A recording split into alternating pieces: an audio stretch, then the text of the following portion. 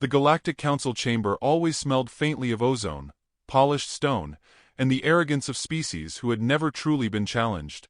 Luminescent sigils twirled across the domed ceiling as dozens of alien delegates murmured among themselves, their voices blending into an impatient, self-satisfied hum. Most of them didn't bother looking toward the quiet table occupied by the humans. Humanity, after all, was considered a footnote in the grand script of the galaxy. A small, strange species from a backwater world. Emotional, fragile, unremarkable. But today, humanity had come with smoke still clinging to their clothes. General Mara Quinn sat with her hands folded neatly, posture polite, expression serene.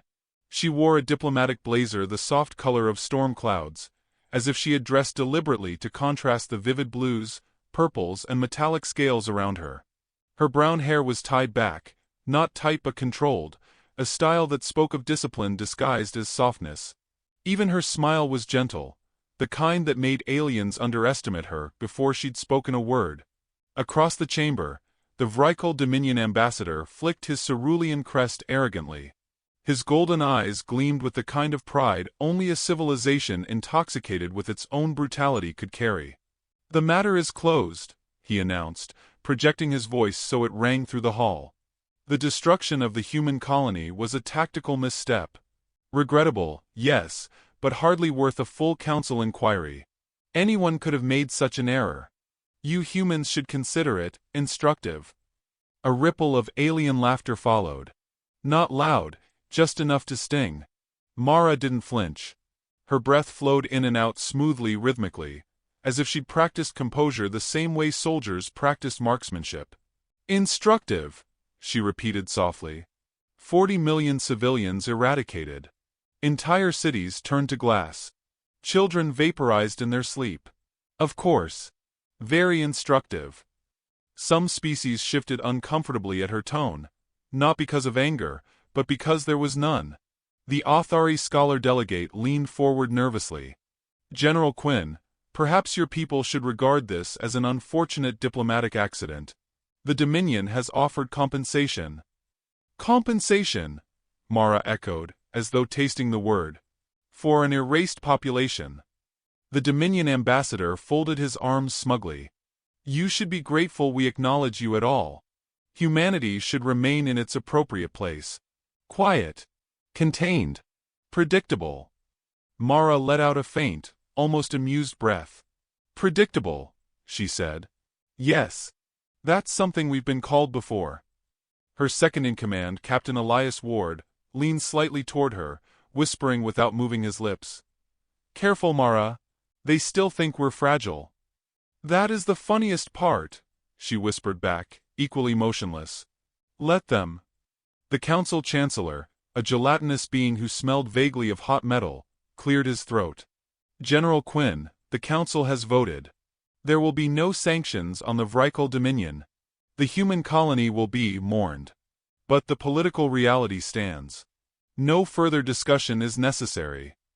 A hush formed, the kind that occurs when a decision has been made without conscience. Mara reached into her bag. Every alien eye tensed. Some hands drifted defensively toward hidden weapons. The Vrykul general snarled softly. Then Mara placed an innocuous plastic container on the table. She opened the lid.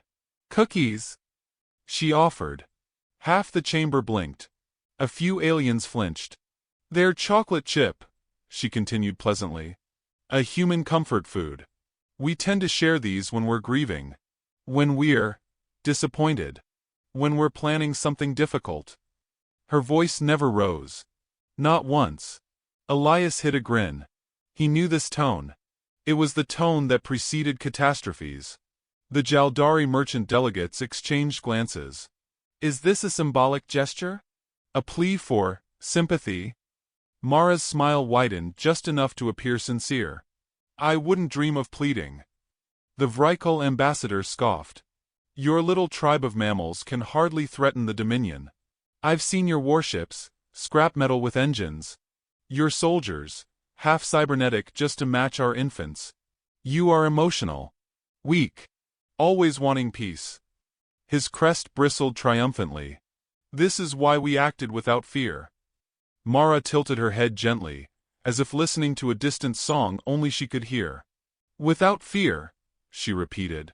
That explains everything. Her eyes drifted across the chamber, absorbing every smirk, every avertive glance, every patronizing stare. She memorized them with the slow, methodical care of an archivist cataloging threats. We humans, she said amiably, are often misunderstood. We smile too much. We talk too casually. We joke during moments of tension. We give gifts in rooms full of enemies. Her fingertips brushed the cookie container. A few aliens leaned back. But you're right, she continued. We do want peace. Desperately. Almost religiously. Her smile thinned. Which is precisely why you should be worried. The lights seemed to dim, though the brightness hadn't changed. Something in the room shifted. Perception, not physics. Mara's voice softened further. When peaceful people are pushed too far, they do not break. They transform. A murmur rose, uncertain, uncomfortable. General Quinn, the Chancellor interrupted hastily. This line of rhetoric is unnecessary. The Council's decision is final. Mara nodded. So you've said. She rose from her seat slowly, not with anger but with the quiet certainty of someone who had been waiting for a door to close. Her hands folded behind her back.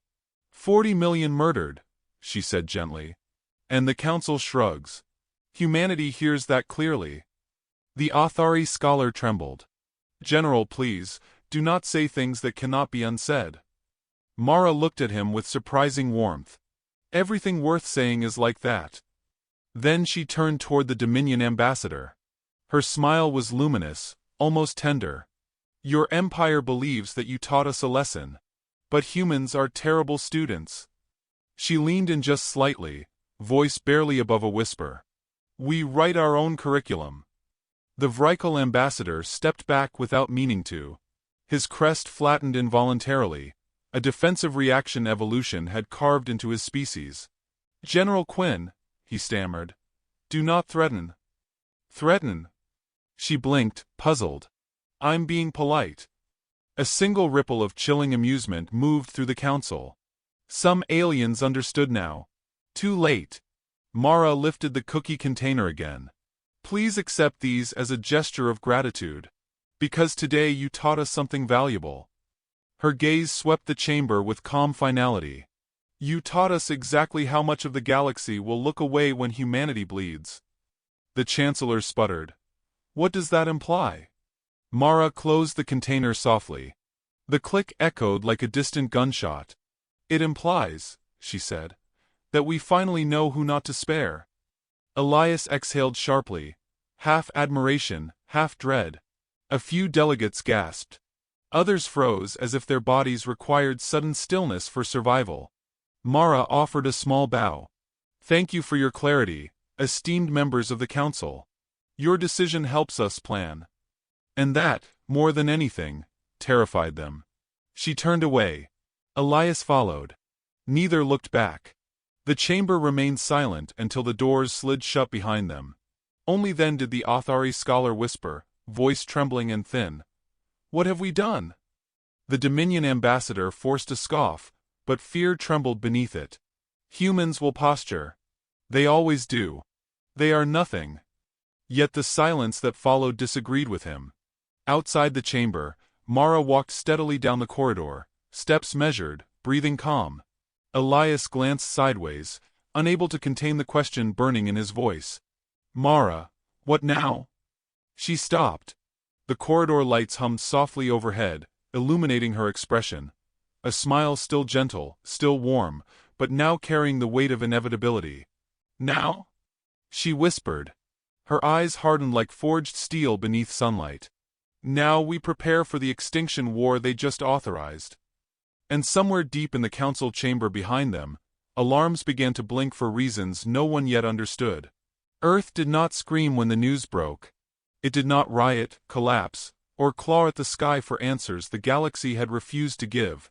Instead, the planet fell into a silence so profound that even the oceans seemed to hesitate in their tides, as if humanity's collective breath had been stolen, and the world was waiting for it to return. Screens across every continent flickered from entertainment, news, and chatter to a single black field carrying a stark white message: Extinction Protocol, Preparation Ordered.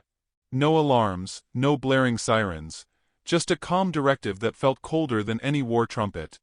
General Mara Quinn stood before the vast window of the United Earth Defense Command war room, watching the slow spin of the planet below. The blue arcs of the Atlantic glowed like bruises. The lights of cities, normally scattered like constellations, had dimmed in synchronized mourning. There was no weeping audible from space, but she felt it anyway, the pulse of a wounded species refusing to fall apart. Behind her, the war room hummed with restrained energy. Officers moved with controlled urgency, each one shaped by loss yet sharpened by resolve. Captain Elias Ward entered quietly, a datapad in hand. His uniform jacket hung unbuttoned, not from carelessness but from sheer exhaustion. "Every major government has confirmed compliance," he said. "Unified command activated. All civilian networks synced to central broadcast. No protests. No delays. No resistance." Mara nodded slowly. "That's the part that frightens the galaxy," she murmured. "Silence?" Elias asked. "No," she replied. "Coordination." He hesitated at the weight behind her words. "The Council believes we'll negotiate again when we calm down." "Negotiation?" Mara raised a brow. "They slaughtered an entire colony. They watched us bleed, then shrugged. They think grief makes us weak." "Doesn't it?" Elias asked softly. She finally turned, her expression unreadable. "Grief is only weakness when you allow it to remain still. Ours is moving." Elias swallowed. Humanity's wrath had always been impulsive in history's early chapters, nation versus nation, tribe versus tribe. But this was different. This was stillness with purpose. "We're receiving inquiries from other species," he said. "Some want to help. Some want to apologize. Some want to distance themselves from the Dominion." Mara almost smiled. Fear is a powerful clarifier. The war room's central holodeble activated, casting a brilliant grid of starlight across the floor. Entire sectors illuminated in red: Dominion outposts, supply lines, research stations. Human intelligence operatives had mapped it meticulously, almost obsessively, over the past decades. Elias exhaled. "It's all there. Everything we need." Mara stepped toward the display, her eyes scanning the routes with the calm of a surgeon planning incisions. For years humanity begged the Council for equal treatment, for protection, for justice. We pretended to seek acceptance. But acceptance without respect is captivity. He watched her fingers hover over a cluster of Dominion strongholds. "And now," she said quietly, "we show them what happens when prey decides it's a predator." She flicked her hand. The hologram shifted, displaying compact strike teams, their call signs glowing softly. Elias frowned. "Those are recon squads? You're deploying them first." "Of course." Her tone was gentle, as if explaining to a child why storms fall from the sky. "Humans like to observe before acting, to listen before shouting. But once we understand the enemy, we don't stop." He studied one squad's identifier. "These people volunteered?" "All of them volunteered," she replied. "In record numbers." The irony wasn't lost on him. Grief had not broken humanity, it had mobilized it with frightening unanimity. Mara placed her palms on the firm edge of the table, eyes reflecting the star map. "We will hit their supply chains, their communication towers, their escort fleets. Not to cripple them, but to send a message: your skies are no longer safe." A young officer approached nervously. "General Quinn, we've also intercepted Dominion chatter." "Let me guess," Mara said, voice airy. "They believe we'll file another complaint to the Council?" The officer swallowed. "They said humans will, quote, cry, beg, and purchase mercy." Mara blinked, once, slowly. "Interesting. I wonder how they'll interpret the opposite." As the officer retreated, Elias leaned closer. "Public sentiment is rising. People are gathering in streets, not to protest but to volunteer for service. Even retired veterans are reporting to bases. That's what morning looks like for us, Mara whispered. Unity is our dirge. Screens around the room lit up with footage from across Earth, firefighters raising a tattered colony flag, children placing candles on empty playgrounds, engineers welding new armor plates with fierce determination, families teaching each other survival drills as if passing on ancient rituals. Humans, in every corner, preparing for something vast. Do you think the other species understand what's coming? Elias asked. Some, Mara said. The Athari scholars always suspected the truth. The truth?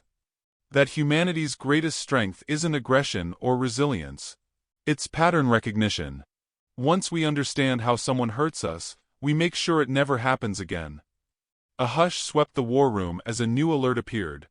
The Dominion fleet movement near Sector 9. Mara watched the display without a hint of surprise. They're reinforcing, Elias noted. Of course they are, Mara said. They think we'll attack the nearest target. They underestimate us by assuming we're angry. We're not. No, she replied. We're calculating. A faint tremor passed through the deck as defense shutters sealed around the war room's outer walls. It wasn't an alarm, just protocol activating for the first time since humanity had joined the galactic community. Elias tilted his head. They'll call us monstrous. They already have, Mara said softly. But monsters are simply creatures forced to grow teeth. She breathed in deeply, steadying herself. Activate Operation Dawnlight. Elias blinked. So soon? Grief does not wait. Neither will we. Officers hurried to their stations, transmitting orders through secure channels. Entire fleets stirred from their orbital docks like metal leviathans waking from hibernation. Mara stepped closer to the window again. Earth glowed beneath her, fragile and resilient, like a candle shielded by cupped hands. We loved peace more than they ever understood, she murmured. That's why they assumed we would endure anything. Elias approached quietly. But we won't. No, she whispered. Not when our children burn. Another alert flared across the holodable. A Dominion battalion erased from sensors, their distress signal blinking only once before fading entirely. The room froze. Shock rippled through every officer except Mara. She tilted her head. Ah! The recon squads arrived earlier than expected. That was 30 ships, Elias breathed. Gone in under a minute. Efficiency is a virtue, Mara said. A new message pinged, an encrypted transmission from one of the strike teams. Mara opened it. A single line filled the display. First blow delivered. Awaiting further prey. Elias stared. They're not even pretending diplomacy anymore. Diplomacy was for those willing to listen, Mara said. The Dominion listened only to themselves. The holodable shifted again, now showing dozens of red Dominion sectors blinking in and out as ships vanished silently from the grid. The war room buzzed with awe, dread, and a rising certainty that a tide had turned forever. Mara let the silence linger before speaking. Send the next message to the galaxy. Elias steadied himself. And what should it say? Mara looked at him, eyes cold as distant stars. Tell them, she said. The mourning period is over. But she didn't smile. Not yet. Because the real war, humanity's answer to the Council's indifference, was only beginning, and the galaxy had not yet understood the shape of the storm heading its way. Far beyond Earth, hyperspace rifts began to tear open like widening scars, and from them emerged wave after wave of human warships, each moving with the unified precision of a single organism. The soft hum of their engines became the sound the galaxy would soon learn to fear most. And somewhere deep in Dominion-controlled space, sensors detected something impossible, something too large, too coordinated, too silent. A human fleet, already waiting. The first week of the Extinction Protocol spread across the galaxy, like a whispered myth turning into a waking nightmare. At first, most species dismissed the early reports of disappearing Dominion fleets as exaggerated rumors, space static, sensor malfunctions, pirate interference. But as hours became days and days became a relentless cascade of emergency broadcasts, a single truth emerged. Humanity was no longer grieving. Humanity was hunting. On the frozen moon of Terry's 4, Dominion commanders gathered around a hologram that flickered with warnings. Entire battalions had vanished without distress signals. Ships had been sliced open by precision strikes that left edges smooth as glass. Outposts fell silent as though swallowed by an unseen predator. The commanders trembled beneath their armor as an unspoken understanding simmered among them. Humans were everywhere and nowhere. General Mara Quinn watched the chaos unfold from the bridge of the UES Invictus, Earth's flagship. Her posture remained composed, hands clasped behind her back, but her eyes tracked every report with surgical attention. She absorbed details like a cartographer mapping vulnerabilities rather than victories. Around her, holographic screens flickered with alien pleas for negotiations, Dominion curses, and intercepted transmissions filled with panic. Captain Elias Ward approached cautiously. "The Dominion leadership is splitting," he said. "Some want immediate retaliation. Some want to sue for peace. Some are begging neutral species to intervene." "And the neutrals?" Mara asked. "They're staying far away. No one wants to stand between us and the Dominion now." A soft hum filled the bridge as the Invictus adjusted its course. The stars outside stretched into streaks, as though space itself leaned back from their passing. Mara exhaled. "Fear spreads faster than fire. The Dominion thought massacring our people would make us kneel. Instead, they taught the galaxy how dangerous we become when we stand." Ships under her command darted across the star map like moving embers. Small recon units struck silently, severing supply lines. Dreadnoughts arrived where they had no right to be, cutting off escape routes the Dominion believed were hidden. Every action was coordinated, calculated, and terrifyingly efficient. Elias studied Mara's face, searching for something more than strategy. "This isn't just revenge," he murmured. "You're shaping the psychology of the entire galaxy." "Good," she replied. "Let them understand us before they judge us." Across the galaxy, reactions multiplied. The merchant lords of Jaldari hid their caravans behind nebulae. The insectoid Thuan fortified their border, convinced they were next. Even the wise Authari scholars whispered ancient warnings, dusting off scrolls describing a species that evolved on a death world and smiled through trauma. Every empire, coalition, and union felt the tremor of a shift they could not predict. The Dominion Emperor himself addressed his people in a trembling broadcast. "Humans are unstable creatures," he declared. "They fight without logic, without order. Their retaliation is erratic, animalistic. Hold strong." But as soon as the transmission ended, panic spread through his palace corridors. Ministers fled. Generals argued. Some defected. Others vanished. It was hard to call humans animalistic when animals didn't strategize with this level of precision. Mara received the broadcast with a faint, almost pitying smile. "He still misunderstands us," she said softly. "We're not erratic. We're deliberate." She signaled her operations officer. "Bring up the recon report from the Outer Rim incursion." A feed emerged. Dominion soldiers trembling as a human strike team walked calmly into their facility. The humans carried no banners, issued no threats. They simply moved as if they were shadows shaped into people. The Dominion troops dropped their weapons immediately. "Why aren't you killing us?" one alien stammered. The strike team leader replied, "We save killing for those who ordered genocide." Mara closed the report. "And that line," she murmured, "will spread through their species like prophecy." Elias stepped closer. "Mara, the panic is turning into something else. Some Dominion civilians are evacuating. Some are surrendering. Some are asking for asylum." Mara's expression shifted subtly, darkness touching the edges of her composure. "War doesn't erase innocence," she said. "Our quarrel is with the architects of genocide, not those born beneath them." "You really believe that?" Elias asked. "Yes," she answered. "But belief doesn't stop the storm. It only directs it." The Invictus dropped out of hyperspace with a thunderous ripple, revealing a Dominion stronghold suspended above a red dwarf star. It bristled with defense cannons, warships arranged like an iron wreath. Yet before the Dominion could react, a message flashed across their sensors. "Surrender immediately. We do not wish to kill you. But we will." The Dominion commander responded with bravado. "Humans are bluffing. They always bluff." Then the human fleet dissolved into streaks of light, reappearing behind Dominion lines.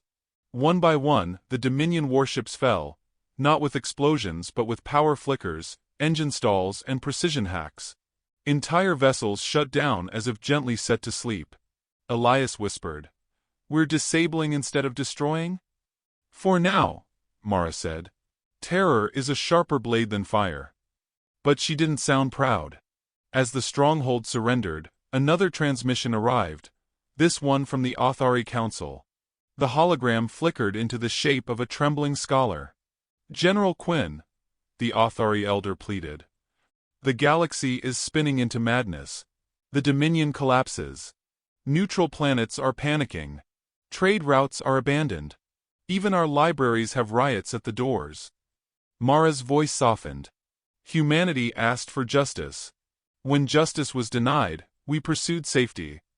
The elder bowed his head. "You are reshaping civilization, General."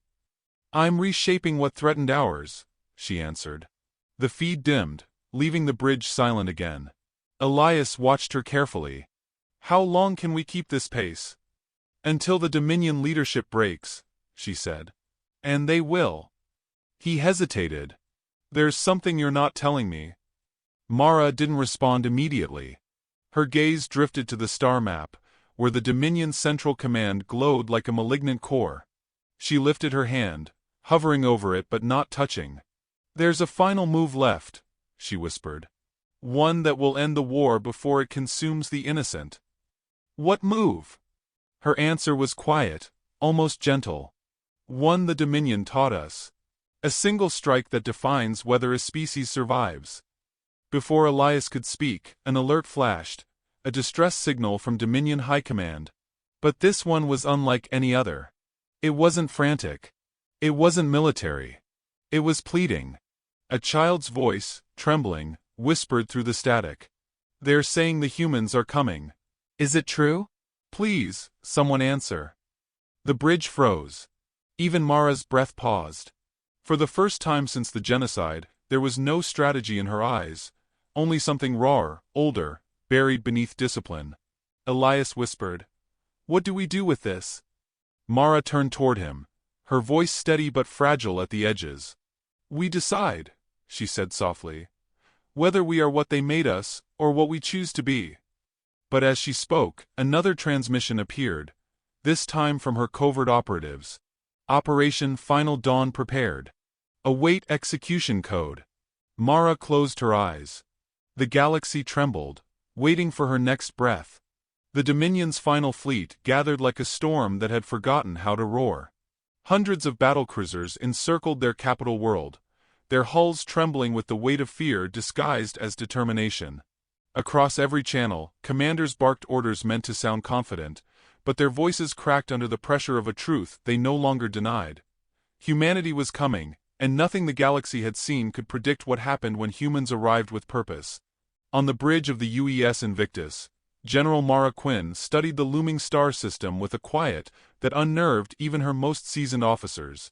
The Dominion's capital was a fortress of impossible architecture, spirals of dark alloy, shimmering power fields, and defense cannons capable of slicing moons in half. It had stood undefeated for 12 centuries. Yet today it felt fragile. Captain Elias Ward paced behind her, unable to contain his anxiety. "This is their full military strength, Mara. Every ship, every weapon, every reinforcement. If we step into that system, there's no turning back." "There was no turning back the moment they murdered our colony," Mara replied softly. Elias stopped. "I meant for us. For who we become after this." Mara lifted her gaze to meet his reflection in the glass. "We don't become anything.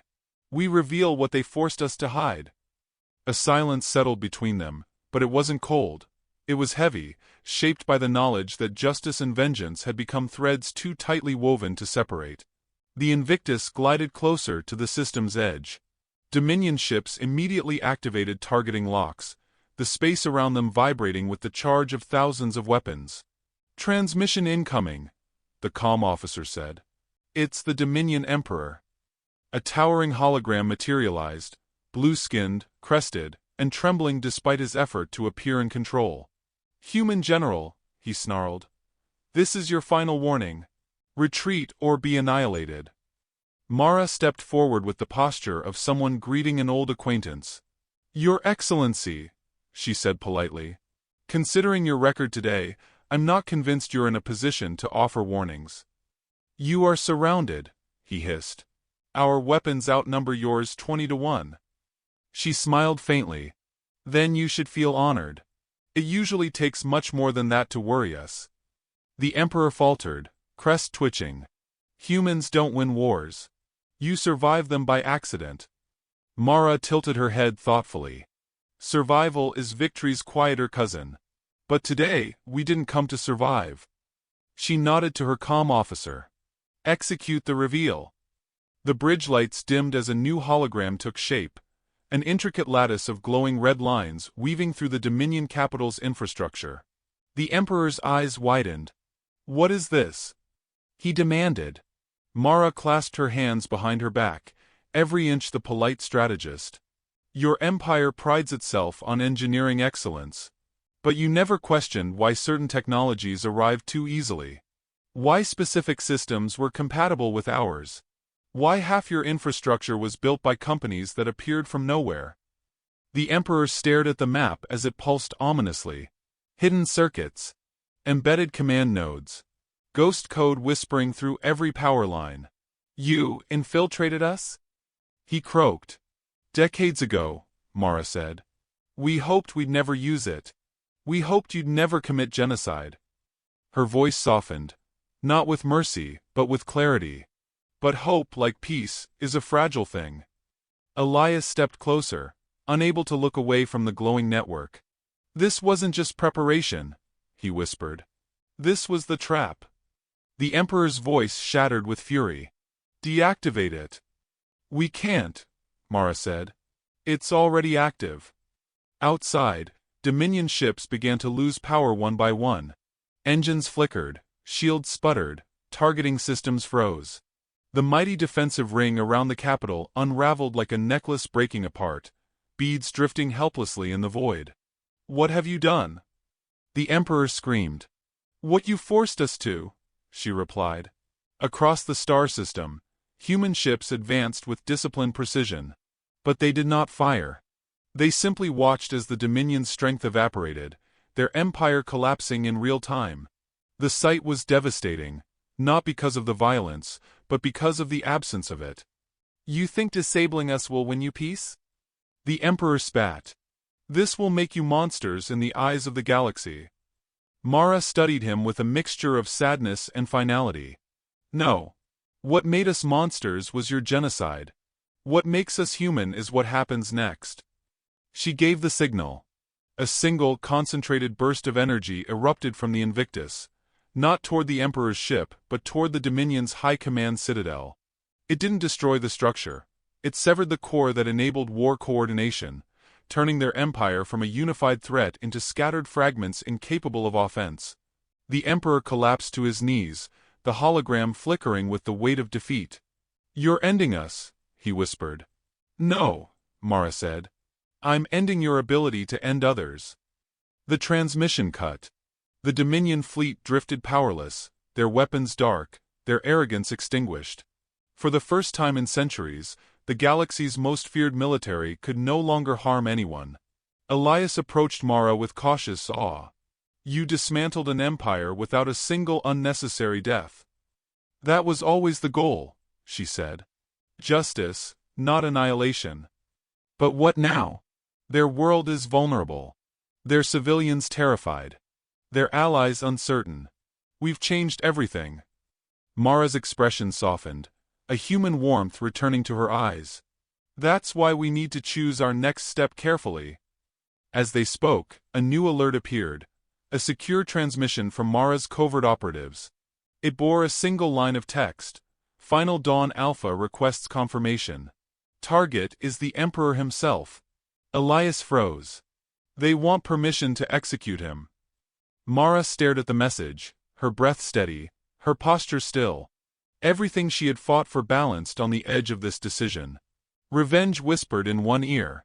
Responsibility whispered in the other.